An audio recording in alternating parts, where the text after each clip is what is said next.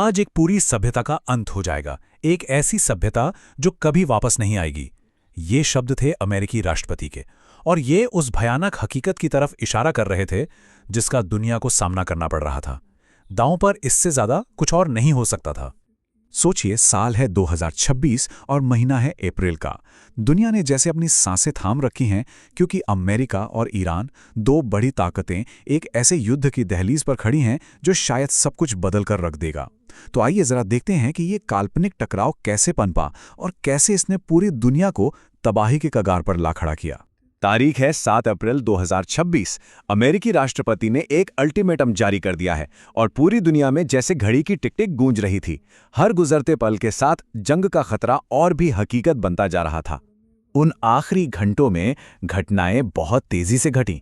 Social media पर एक डरावनी धमकी, दूतावासों से आती घबराहट भरी चेतावनियां, यहां तक कि ईरान के एक तेल ठिकाने पर एक छोटा-मोटा हमला भी कर दिया गया। दुनिया एक बड़े युद्ध के लिए पूरी तरह तैयार थी, और फिर डेडलाइन से सिर्फ 90 मिनट पहले एक ऐसी घोषणा हुई जिसकी किसी को उम्मीद नहीं थी। 2 हफ्तों का सीज फायर। पूरी दुनिया ने एक पल के लिए राहत की सांस तो ली, लेकिन हर कोई हैरान था, कंफ्यूज था। पर यह राहत बहुत लंबी नहीं चली। इस सीज फायर से पहले 50 दिनों तक भयानक लड़ाई हो चुकी थी। तो सवाल ये उठता है कि आखिर इस जंग की असली कीमत क्या थी? देखिए, सियासी बयानबाजी के पीछे एक बहुत ही गंभीर सच्चाई छिपी होती है। सिर्फ 50 दिनों में 4000 से ज्यादा जानें जा चुकी थी, और ये सिर्फ एक आंकड़ा नहीं है ना? हर एक नंबर के पीछे कहानी है, एक परिवार है जो हमेशा के लिए बिखर गया। और ये तबाही किसी एक जगह तक सीमित नहीं थी। ईरान और लेबनान ने सबसे ज्यादा नुकसान उठाया। दोनों देशों में 2000 से ज्यादा मौतें हुईं। लेकिन इजराइल और अमेरिका भी इससे अछूते नहीं रहे। ये एक ऐसा संघर्ष था जिसकी कोई तय सीमा नहीं थी। और फिर इस लड़ाई ने एक बहुत ही खतरनाक मोड़ ले लिया। अब निशाना था ईरान का इकलौता चालू nuclear power plant Bushehr. Plant के बिल्कुल पास 4 बम गिराए गए, जिसने दुनिया को एक न्यूक्लियर तबाही के मुहाने पर ला खड़ा किया। कतर के प्रधानमंत्री के शब्द इस भयानक खतरे को साफ साफ बताते हैं। ये पूरी तरह से दूषित हो जाएगा। न पानी, न मछली, कुछ भी नहीं। मतलब ये सिर्फ एक मिलिट्री लड़ाई नहीं थी। ये एक ऐसी पर्यावरणीय तबाही का खतरा था जिसका असर आने वाली कई पीढ़ियों तक बना रहता। युद्ध के इस बड़े शोर के बीच एक छोटी लेकिन बहुत ही अहम कहानी सामने आई। 3 अप्रैल को एक अमेरिकी F-15E फाइटर जेट को ईरान के अंदर मार गिराया गया। ये अमेरिकी एयरफोर्स के लिए एक बहुत बड़ा झटका था, और इसी के साथ शुरू हुआ एक बेहद दिलेर और खतरनाक रेस्क्यू मिशन। देखिए, प्लेन में 2 लोग थे।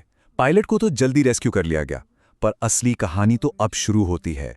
वेपन सिस्टम्स ऑफिसर अकेला दुश्मन के इलाके में फंसा हुआ था। 24 घंटों से भी ज्यादा समय तक जख्मी होने के बावजूद वो पकड़े जाने से बचता रहा और 7000 फीट ऊंचे एक पहाड़ पर चढ़कर मदद के लिए एक रेडियो कॉल की। उसका मैसेज बस 3 शब्दों का था, गॉड इज गुड। अब सवाल ये था कि ये असली सिग्नल है या ईरान का कोई जाल। जैसे ही उसकी पहचान कंफर्म हुई, इतिहास के सबसे साहसी रेस्क्यू ऑपरेशंस में से एक शुरू हो गया। ये किसी हॉलीवुड मूवी से कम नहीं था। CIA ने ईरानी सेना को भटकाने के लिए झूठी खबरें फैलाईं, जबकि अमेरिका की सबसे इलीट यूनिट्स, डेल्टा फोर्स और नेवी सील्स की एक टीम ने रात के अंधेरे में उस ऑफिसर को बाहर निकाल लिया। 5 अप्रैल को व्हाइट हाउस से खबर आई, वी गॉट हिम। लेकिन इस कामयाबी की एक बहुत बड़ी कीमत भी चुकानी पड़ी। एक सपोर्ट प्लेन क्रैश हो गया, कई हेलीकॉप्टर और ट्रांसपोर्ट प्लेन बुरी तरह डैमेज हो गए, और दुश्मन के हाथ लगने से बचाने के लिए उन सभी को ईरानी जमीन पर ही तबाह करना पड़ा। तो हाँ, ये एक जीत तो थी, लेकिन ऐसी जीत जिसने अमेरिकी टेक्नोलॉजी की कमजोरियों को भी दुनिया के सामने रख दिया। तो जंग के मैदान से हटकर अब चलते हैं पर्दे के पीछे, जहां शांति के लिए एक बेचैन कोशिश चल रही थी। लेकिन जैसा कि हम देखेंगे, डिप्लोमेसी का रास्ता भी जंग के मैदान जितना ही खतरनाक था। अब शांति की ये कोशिश कहां से आई? किसी को उम्मीद नहीं थी। ये संयुक्त राष्ट्र नहीं था, कोई बड़ी यूरोपियन पावर नहीं थी, बल्कि ये था पाकिस्तान। पाकिस्तानी सेना प्रमुख आसिम मुनीर ने सीधे ट्रंप के साथ अपने पर्सनल चैनल का इस्तेमाल करके इस नाजुक सीज फायर को मुमकिन बनाया। लेकिन देखिए, शांति समझौते की स्याही अभी सूखी भी नहीं थी कि ये युद्ध विराम टूट गया। अमेरिका के सबसे करीबी सहयोगी इजराइल ने लेबनान पर 100 से ज़्यादा हवाई हमले कर दिए, जिसमें 300 से ज़्यादा लोग मारे गए। उनका तर्क कि लेबनान इस डील का हिस्सा नहीं था।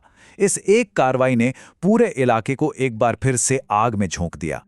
इस्लामाबाद में जो शांति वार्ता हुई, उसका मकसद इसी खाई को भरना था, लेकिन जल्द ही साफ हो गया कि दोनों पक्ष अपनी अपनी बात पर अड़े हुए थे। सबसे बड़ी रुकावट थी ईरान का न्यूक्लियर प्रोग्राम। अमेरिका ने 20 साल के बैन की मांग की, ईरान सिर्फ 5 साल के लिए तैयार था। ये एक ऐसी खाई थी जिसे भरा नहीं जा सका। तो जब बातचीत के दरवाजे बंद हो गए तो जंग एक नए मैदान में पहुंच गई, इकोनॉमी।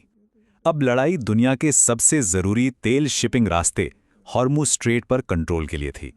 बातचीत फेल होने के बाद अमेरिका ने दबाव और भी ज्यादा बढ़ा दिया।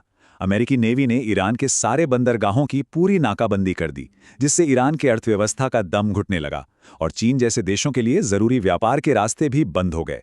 अब हॉर्मुज स्ट्रेट पर एक तरह की डबल नाकाबंदी थी, जिससे ग्लोबल इकोनॉमी को खतरा पैदा हो गया।